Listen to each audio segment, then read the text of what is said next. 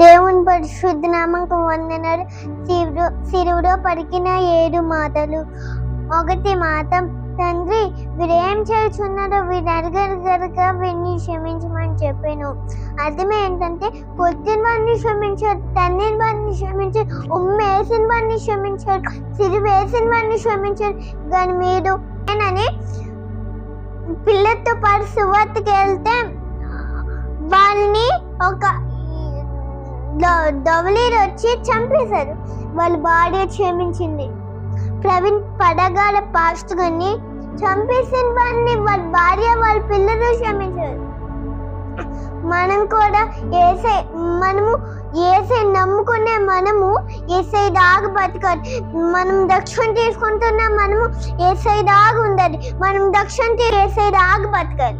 మాట, నేను నీవు నాతో కూడా పరిరయిస్తూ ఉండవని నిశ్చయంగా చెప్పుచున్నాను. అర్థం ఏంటంటే, ఏసైని సిరివేస్తున్నప్పుడు కుడివైపున ఉన్న దొంగ తాపం పొందాడు.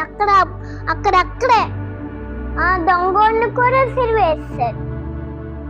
కానీ ఏసై దాకా బతకాడు. అందుకని ఏసయ్య నేడు నీవు నాతో కూడా పరిరేస్తా నిశ్చయంగా చెప్తున్నాను అన్నాడు. 3వ మాట, తల్లి ఇరుగో నీ కుమారుడని చెప్పుచున్నానా నేను. యోహాన్ అనే శిష్యుడు ఏసై సిరివేస్తున్నప్పుడు పరిగెత్తుకొని వచ్చి ఆయన దగ్గర అలాగ నుంచొని చూశాడు. అందుకని తల్లి బాధ్యతను యోహాన్కి అప్పగించాడు. 4వ మాట, ఏలి ఏలి రాబా సవితని నా దేవ నువ్వెందుకు నా చెవి చిత్తువే అనే అర్థము. యేసయ్య కొన్ని రోజులు తండ్రి చెయ్యి విడిచిపెట్టాడు. ఎందుకంటే మన పాపాలు ఆయన ఒక పాపిగా మారిపోయాడు.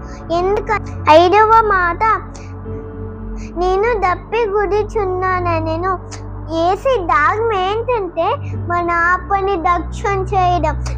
ఏంటంటే ఏసీ దాగము ఎవరు నరకంలోకి వెళ్ళకూడదు. అందరూ బాప్తిజం తీసుకొని పరలోకం రావాలి.